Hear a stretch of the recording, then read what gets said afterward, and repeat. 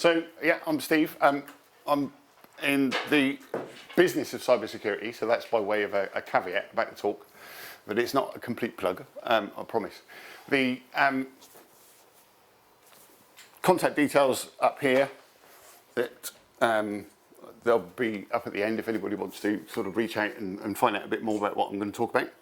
But I'm going to start off by asking a quick show of hands for anybody who really hates being conned into ad hoc surveys.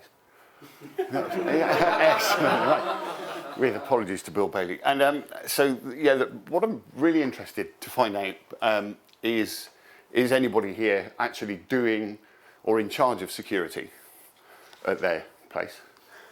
Okay, so we've got at least one heckler and two hecklers. That's right. People wear so many hats. Ah, well, yes, there is that. We might talk a little bit about that. So, any non-developers in the room? Right. Okay. So this isn't really a developer's talk, but put his hand up. No, it was me. I software testing background. oh, yeah. Because the reason for this talk really, I went to a jobs fair a couple of months ago and was talking to a few people about security and really trying to pitch my thing at them, but had some response from them and other kind of people that I've spoken to since, and they've said variations on the theme of, wow, well, we use the cloud for everything. So email in the cloud, all of the admin software in the cloud, all of the development is in the cloud, and so the cloud provider take care of it. We don't have to worry about cybersecurity. It's not relevant to us any longer. And I thought, that seems wrong to me. There's something a little bit off about that. So I wanted to find out a bit more about what it was that was kind of ringing my bells on that and saying, no, this is a bit off. And so partly this talk is a series of questions that I ask myself and that I am, by extension, also asking you. So if you've got questions or indeed answers as we go, then please kind of shout out or raise a hand and I'll try and spot you. So let's get on with it. The cloud, everybody's kind of familiar with it, I guess, stuff as a service. And there are various aspects to it that you can use, and this is, broadly speaking, gets more sophisticated as we go down the line. And it provides a host of benefits. That's my best joke tonight. The basic idea really is, the big one is the cost savings that it provides. So the centralization of all your hardware, all of your administration, being able to easily collaborate with a whole team of people, possibly globally, and that just makes for simpler IT management. And that's the big sell of the cloud providers. There are technical benefits. The big selling ones are about load balancing and bursting, so the scalability and elasticity of being able to provision new instances of servers as you need them and elastically kind of flex as your demand grows and shrinks so that you can have more resources when you really need it and shrink it back when it's not quite so high. And there are security benefits too. So the idea of using a cloud provider is that you assume that they are physically secure, and of course they are, that they have state-of-the-art cybersecurity because that's what they use to differentiate themselves from each other, is how good their security is. And they also, depending on what level of service you agree to, will do things like the software updates and the patch management and keeping the operating system safe and applying all of the security advisories that the different platforms will be issuing. So what's not to like about this? This is the cloud. The reason that it's become so popular in the last decade or so, and not just popular, it's indispensable to many businesses, right? They can't operate without being able to use the cloud any longer. So how times have changed from, going to wind back to about 1990, when really forward-thinking businesses possibly had a PC, and data sharing was hard, and there were safety issues. So it was, cybersecurity wasn't the problem, it was mostly about floppy disk corruption and hard disk corruption, and PCs were easy to steal. And then we wired them together into networks, so around about 1995, making it easier to share information. And now viruses could infect multiple PCs all at once, still transmitted by floppy disk, and the PCs were just as easy to nick. But in spite of that, we wired the networks together anyway. So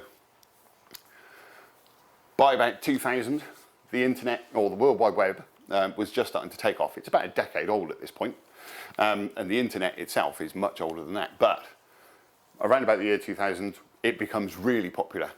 And the idea of broadband is starting to take off as well, which means that people are permanently connected to the internet, and that brings with it a whole host of vulnerabilities.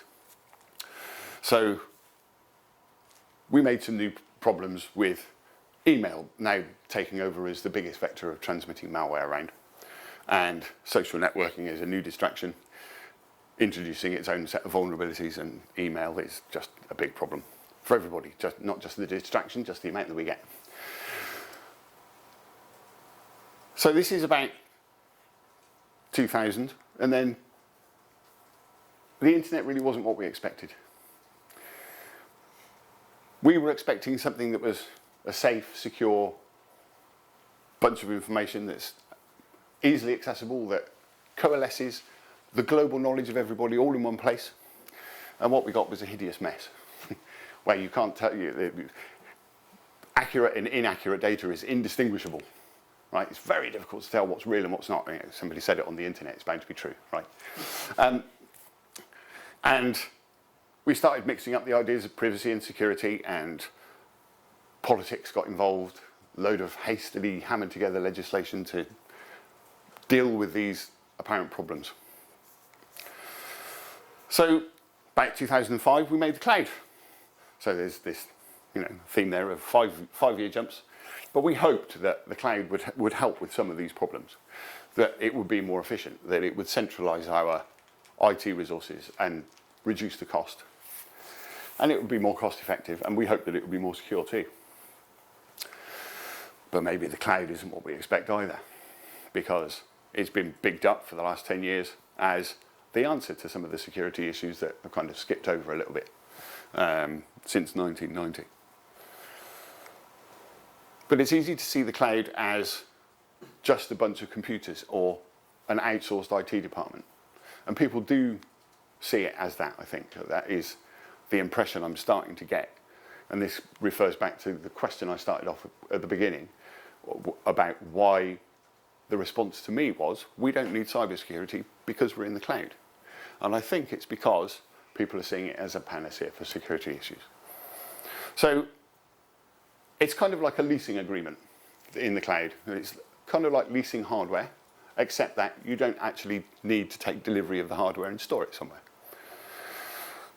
And that leads to maybe a little bit of complacency, I think. So now's a good chance for people to kind of shout out and disagree with me. Anybody think I'm wrong about that? That's quite interesting. So what was the question? About the people being complacent about using the cloud, thinking that, particularly this, that it's a panacea for security issues. So I think they do. I think they forget that even with a very secure platform, it's only as secure as the software you're writing as well. So amongst other things, but yeah. Yeah.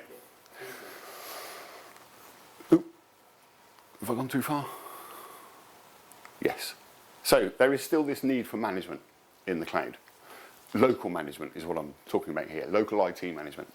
We're not about to just outsource the entire IT management function. I think it would be a huge mistake for companies to do that. There's still a need for IT policy, managed locally and in-house.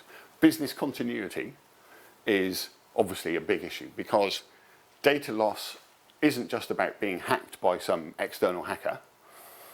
It's also about your backups failing or data being unrecoverable in some way after, I don't know,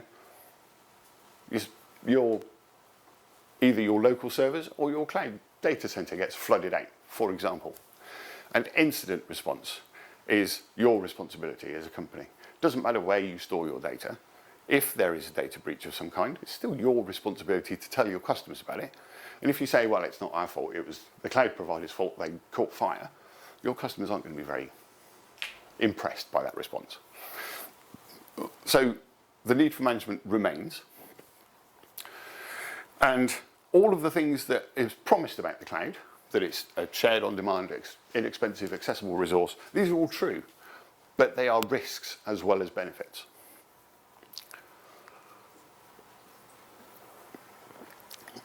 So the cloud is a shared resource. That's part of its point. Right? It's globally accessible to all members of an organization who are given access to it. So you're sharing resources between users, but do you know how it's being shared? Are the right users sharing? Are people sharing with people who shouldn't normally have access, or you want to be able to control that access? You could be sharing physical infrastructure with other organizations. Depending on how much resource you use in the cloud or how it's spread out. You might not know how physically your estate in the cloud is being actually provisioned by the service provider. What about users sharing passwords for access? Now, this is not a new problem in the cloud. This is something that users have been doing for years in order to get access, just for pragmatic reasons, right? But if it's not being managed correctly, it's your responsibility to manage those risks rather than the cloud providers. Could other users, by hijacking either the physical hardware or the hypervisor sort of firmware layer, if you like, could they cause your cloud instances to fail? Could they bypass any of the security measures that you put in place or that the cloud provider puts in place? These are questions that you need to ask the cloud provider, but it's important that you understand that the risks are there, whether you know about them or not. And it's very important that people find out about what possible risk there is in the cloud. So the cloud is on-demand and inexpensive. That's just the thing. It's really easy for people to run up new instances in the cloud. Possibly a little bit too easy. And developers, I'm looking at you. Right? If your company uses the cloud, then it's awfully easy, very often, to just say, oh, I need a new development environment, or I just need a new server to test this in, or I want to test out some multi-deployment tool, and so I'll just run up a new cloud instance. Now, the IT policy of the organization that you work for might well allow that and even encourage it. I'm not saying that's wrong to encourage it. I'm just saying that as an organization, you need to be aware that these things are possible. And developers, in my experience in particular, are prone to this idea that pragmatism is always trumps security.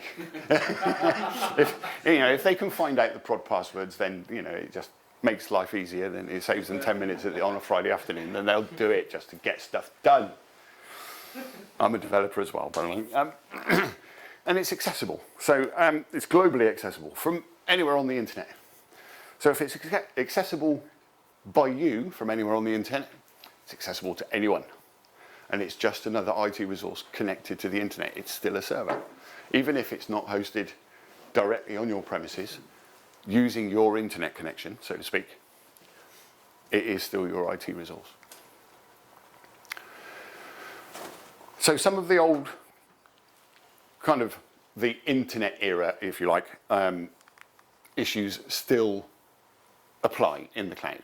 So you still run software in the cloud that might have ports open onto the internet of which you're unaware, causing accidental internet access that you might not know about unless you're actively looking for it. And this applies to operating system level, it applies to web servers, other kinds of server like database servers. And that might be just because it's a misconfiguration, or it might be malicious misconfiguration.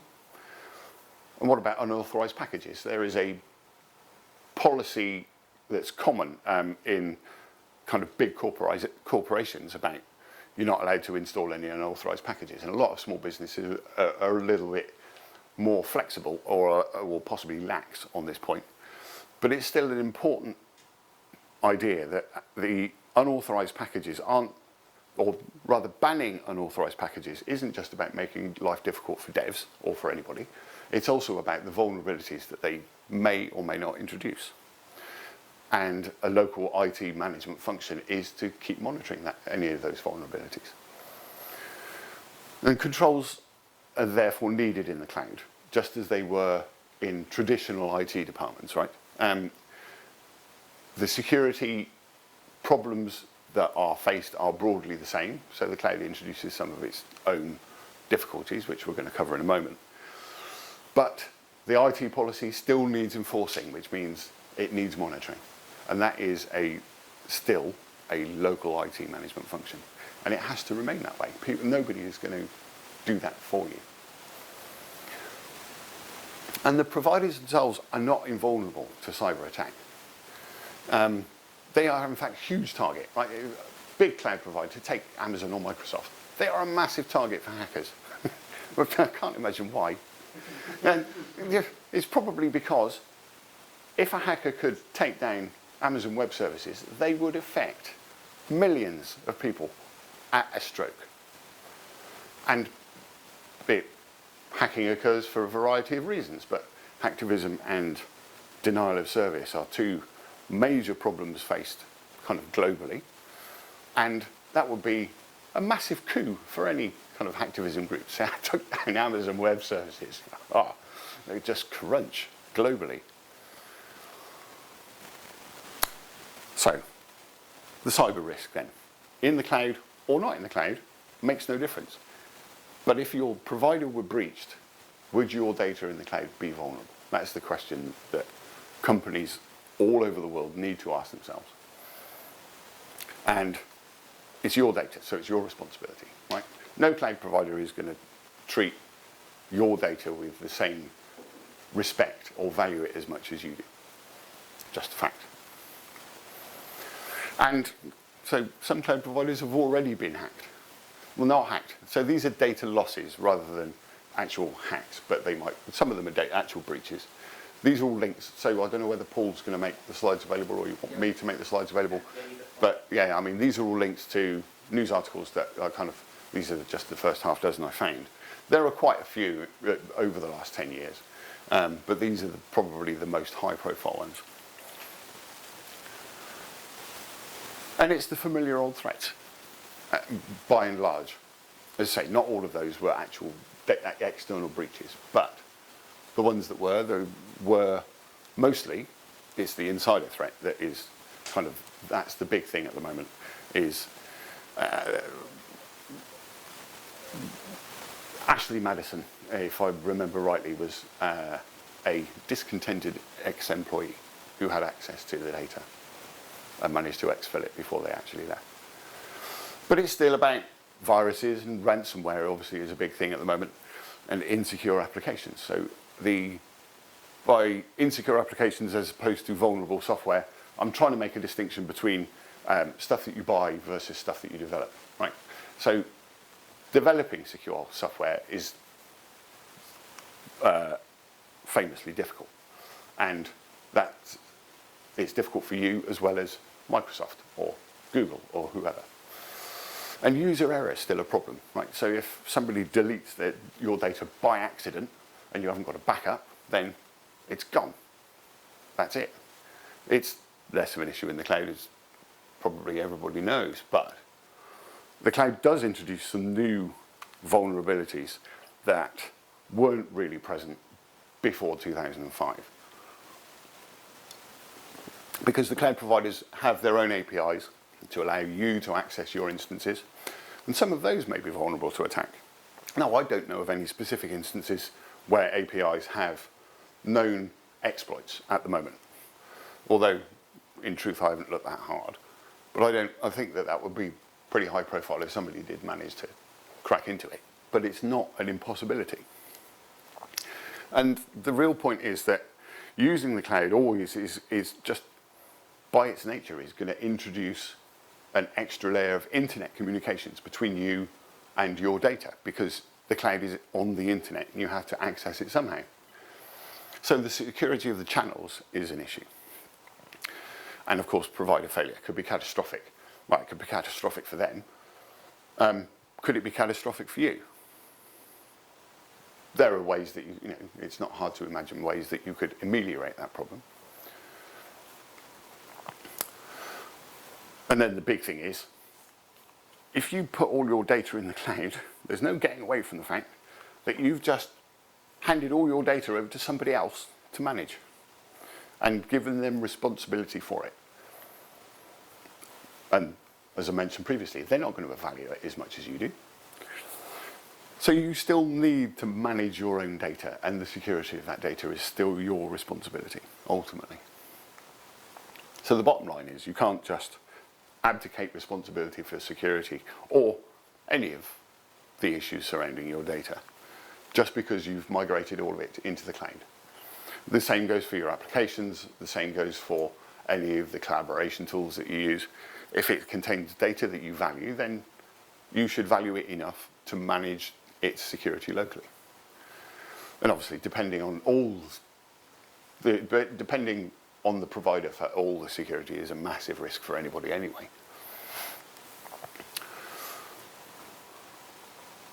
Briefly mentioned about the cloud providers having state-of-the-art security, and they do. They are obviously very well covered in that regard for their own resources. But they also provide some facilities to allow you to manage your security on those resources. And kind of the main ones are here, but probably the top two are the most well-known. So the big cloud providers have data centers all over the world, and when you run up instances on their data centers, then you can sometimes specify which data center you want to use, but much more commonly is you allow them to deal with that for you based on service level agreements that you agree up front, and they will split the data across multiple time zones if necessary, as long as they can meet those SLAs. And what that means is that at least your data is more resilient. So just taking down a single data center isn't going to lose all of your data. So do you normally get that by default? I don't know about by default. I'm going to deal with Amazon and DigitalOcean, and you can specify which data centers you can go into. Yep. And if you want to be all right if your data center gets struck by lightning, you can stick it in two Amazon data centers in two different places in the world, right? You can do that manually, and I think it's Office 365 where you if you want to choose, you have to tell them that you want to choose. Otherwise, by default, you just get what you're given. Oh, yeah. I think. Azure lets you do the same thing. Right. So you can choose which. It bounces up against political data sovereignty. That's the problem. Yeah. So all right. So data sovereignty is a whole nother talk. In fact, that's probably a whole week's worth of talk. But there are things like the certificated access and fine-grained authentication. They provide tools that you might have to pay extra for, but the tools are there. So it's still, it's up to you to make use of those tools and to know what they are and what they provide.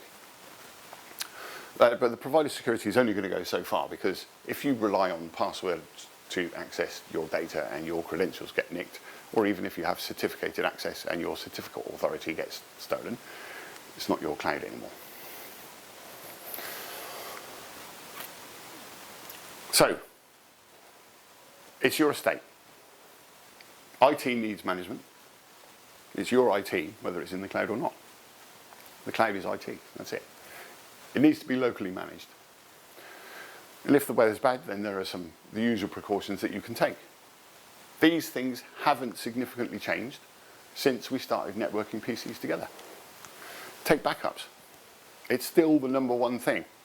Data loss can happen for a variety of reasons. So ransomware is the thing that's on the top of the media's mind at the moment, where you or somebody in your organization double clicks on a dodgy link in an email and all of a sudden your data's been encrypted and you have to pay a ransom. If you've got backups that you can depend on, that are recent enough for you to continue your business, then, all right, it's embarrassing, but it's not a huge problem. You've still got to report it, but you can get over it relatively quickly. Doing ordinary network management, even in the cloud. So, Sorry. it's all right. Segmenting your network traffic, distinguishing between user and system accounts, following the principles of least privilege to make sure that you're not opening up your data unnecessarily, or at least you're putting reasonable obstacles in the way of unauthorized users. And monitoring your authentication policies and who is accessing what, and keeping track of all of that stuff so you can spot abnormalities as you go. And so the thing that has changed in the cloud, obviously, is that there are security features provided by the cloud provider. It's a little bit clumsy, but and you make use of those. You understand what they mean, and you make use of them as part of your ordinary day-to-day IT activity. And vulnerability assessments. So this is my plug. It's important that organisations of all sizes do vulnerability assessments, both internal and external, because without this, then you're not monitoring your access controls properly. But the thing about a compromised network PC, all of these things apply if you are compromised externally. If you have a compromised cloud instance, all of these problems are magnified.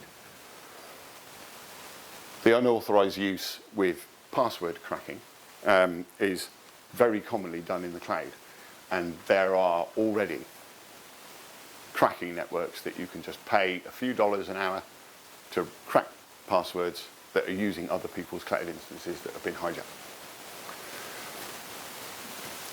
The whole spamming thing, if somebody's using your hardware, whether it's your personal hardware or cloud hardware, to send out huge amounts of spam, then you're going to get blacklisted by your customers really quickly. And in the worst case, all of your marketing email is just going to go into their spam bin anyway, because it'll be on the global blacklists. And malware distribution is going to be a big issue as well, because people are obviously using that to send out the ransomware that's being used to encrypt other people's data and get money out of them. So compromised machines are a huge problem for any organisation. In the cloud, more so. So here's my take on cloud services. Yeah.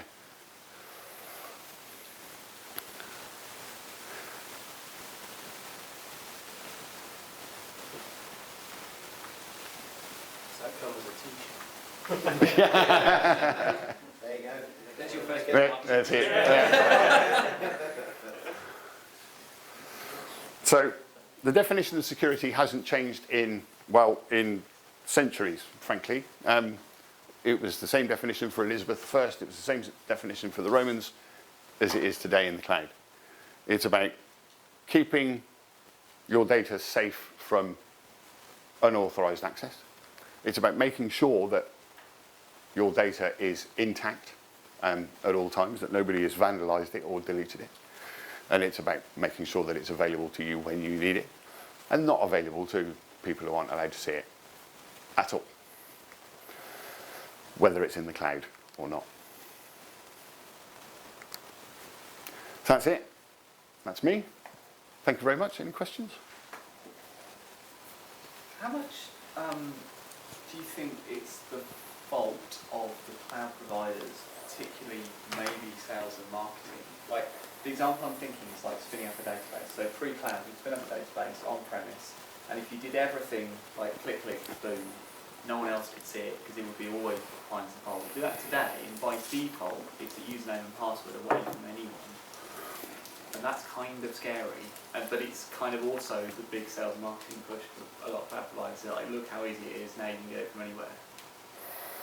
Partly. I mean, I think that your first premise isn't necessarily true.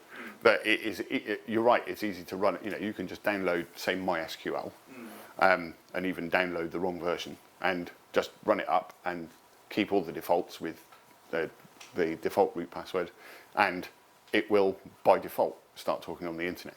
It will form outward connections through your router, whether that's firewalled or not, and that provides a vector to come back in.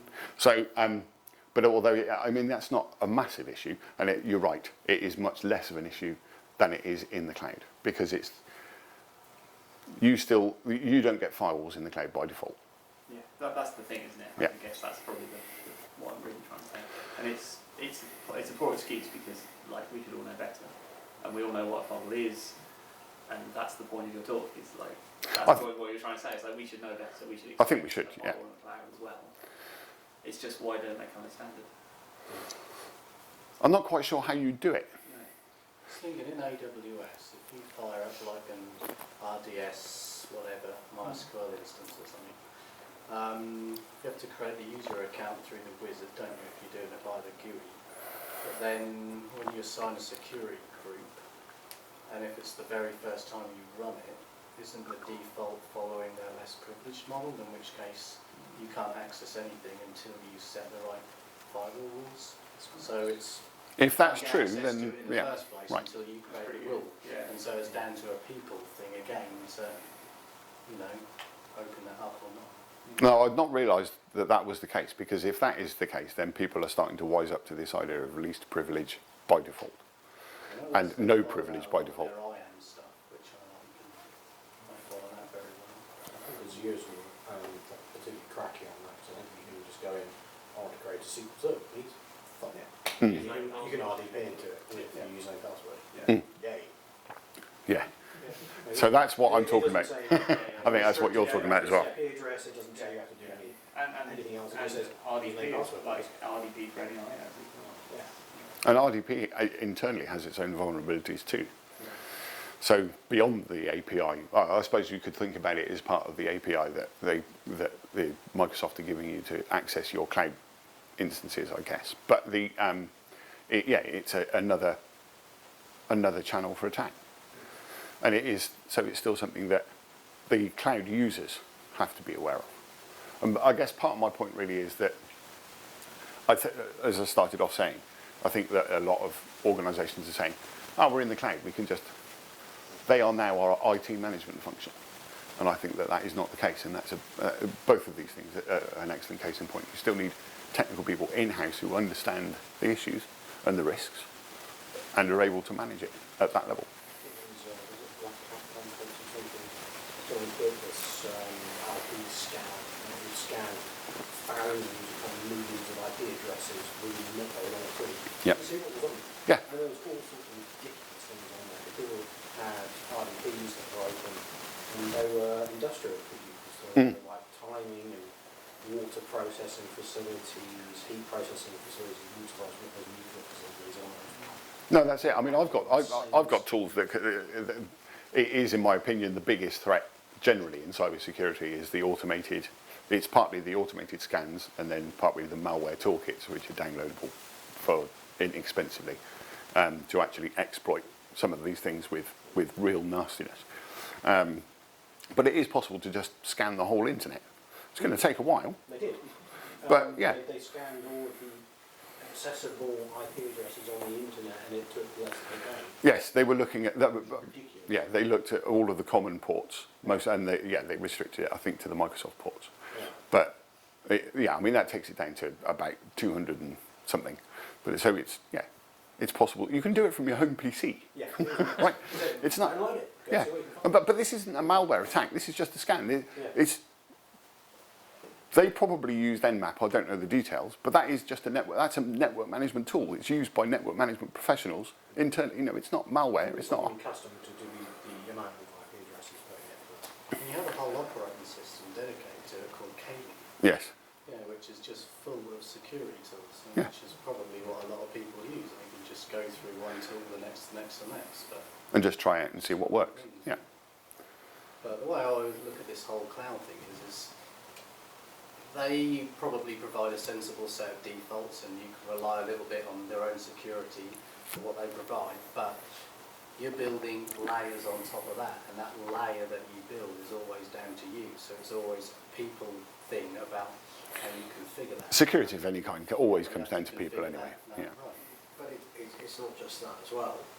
One of the debates I had with one of the cloud providers was, he said to me, it's an open source Linux installation of this and that, and I said, that's great, excellent, but can you give me a copy of that I can run up in a VM please and test? And he said, no, it's a security risk.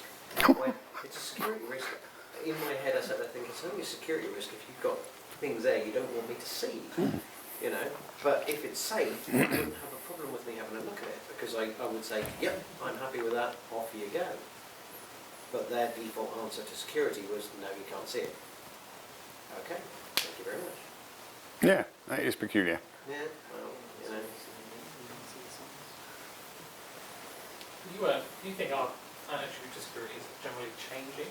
Yes. Because I mean, MongoDB, for example, I'm not sure if it's changed, but as soon as it's shipped, it's by default open to Yeah. anyone. And I think, like Stu said, they scanned, a wide variety of IPs, and they found thousands of open MongoDB instances that had, credit card details, addresses, just open and available on the net. But I've seen a lot of applications nowadays that, like I said, they are, whitelist, and they're blacklisted by default, and you have to whitelist specific Yeah. accounts. I'm not sure about Mongo in particular, but I know that certainly the version that I last used, it was open by default, and you had to secure it manually. But I think attitudes are changing. I think that's partly because the general public, for want of a better expression, are becoming more aware, and they're starting to value their personal information more than ever. And awareness is growing at that level. And so that's forcing some of the providers to think harder about how they're approaching security and how to make security more routine for the middle tier, the tech companies and so on, to actually take advantage of and provide a better secure service for their customers, because ultimately the providers, they're those customers as well. Without them, if the middle tier doesn't exist, then they don't have the customer. So I think that attitudes are changing partly for that reason, but it's not necessarily quick enough. The encryption debate is happened as well, and it became very public. Yeah. Massively public encryption stuff. It's starting to get. It's starting to get traction again, yeah. It should be encrypted by default. Encryption is becoming the thing. It is, and people are buying into that a bit more. And people are more informed as well, generally, now than they were even 10 years ago. And then you get the government sort of starting to say, well, end-to-end encryption, Well, that's what I was saying about, mixing up privacy and security. Because these things are getting muddled, I don't think that's helped the debate very much. So when I say people are getting more informed, that doesn't necessarily extend to governments. Yes, you'll need to code a backdoor into that. Yeah, right. Yeah, this is what we're talking about, right. If there's a backdoor into you want to just have it open wide. Yeah. I was curious in the room how the companies people work at, how serious security is taken as part of their development process. Like, do companies here do PCI scans or hacker scans that are part of the OWASP, principles and things that are there? All right, quick show of hands. Who knows what OWASP is? So that's pretty good showing, I think.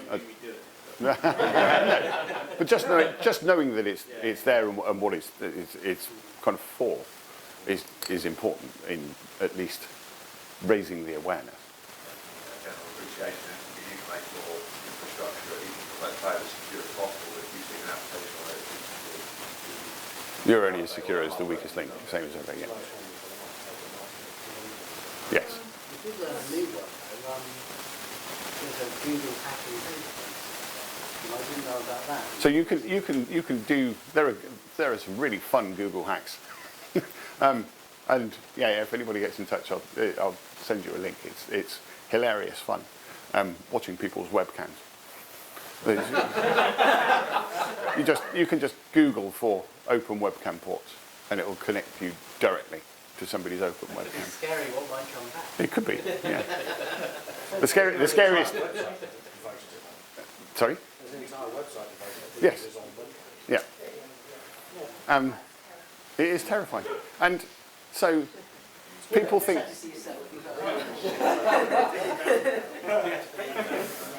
So the Internet of Things, right? That's another week's worth of talk. But so router manufacturers with default passwords or hardwired passwords that you can't change.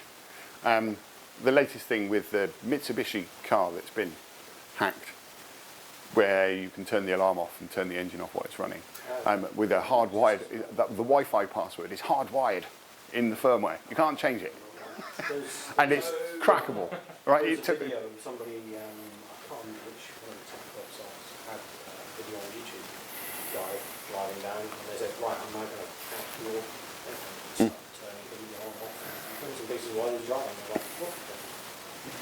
They've got like a Nissan Leaf as well. Yeah. They couldn't get down to the, the engine level, but they could turn your aircon on when the car was off. Yes. So by the time you come back, Yeah, they couldn't do anything to the engine, but they could apply the brakes. Yeah, if you're stuck then, in a car park and they drain your battery. I see some of these cars that now have driving assist as well for steering and Yeah. like line guidance. And you've got radars built in that says, yes, this is safe distance to follow. Minus 100. Yeah. Well, -1 would do it, yeah. I was talking earlier about the whole Internet of Things being really taking off, and I just think that's going to be a security nightmare, really. Oh, nightmare doesn't even come close to describing what it is. What's in your fridge? Yeah. No, but the problem with the Internet of Things is it forms part of your Wi-Fi. And it is, quite a lot of these devices are dual channel. So they form an external connection and an internal connection to your Wi-Fi. So if somebody can get into your, say, your fridge, or your light bulb, or your hairdryer, or whatever it is, then they can easily step onto your Wi-Fi, and that opens up all of your personal information to attack. And that's the scariest thing. Wi-Fi enabled hairdryer. But nobody knows. Because we can. It's like recently the revelation that wireless keyboards and mice are totally unencrypted. Yeah. So you can just send whatever you like, log onto their personal banking, please, track everything that they type into their keypads. I'd like all of this information back. Yeah, I mean, there's all sorts of stuff. So USB, it's, if a USB device says that it's a keyboard, the computer believes it. And just simple things like that.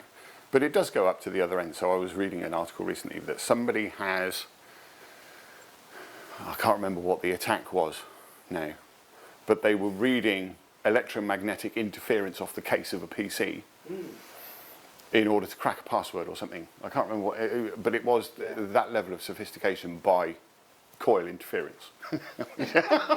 So they had to be, quite close to the physical kit in order to do it. But that's 2 years ago there was a discussion about that, about wired keyboards. Yeah. That's your weakest link then, isn't it? That you've enabled someone to get that close. Yes. The weakest link is acknowledging the fact that you've always got a weak link somewhere. You never can secure everything, but you just do your damnedest for the best obvious ones that you get. So the only secure system is one that's disconnected from everything. Buried in a bunker. Yeah. 20 feet away. I read an article. You had a question? No? So I read an article on Wired and about the Internet of Things, and they got on about intelligent concrete, and they were saying that you could have bridges made of this stuff. And I don't know how it works. Oh, is that what smart motorways are? Yes. But there was something about sensors in there, and they could detect whether there's ice on the road and start broadcasting like a warning sign for cars approaching. So basically, it's fire up an indicator to tell the driver to slow down. But one step further than that, that could even force the car to slow down if they're not acknowledging the signal. And you're just thinking, if that got hacked, what can you... What's the worst thing that could happen to that? Yeah. Speed up. Okay, should we take one final question? Okay. Who wants to ask the last question? Oh, suddenly it goes quiet. You want me to ask a question? Yeah. What time are you leaving? Yeah. Can we buy you beer? Of course. There you go. Yeah. Excellent. Right, thank you very much, Steve. Thank you.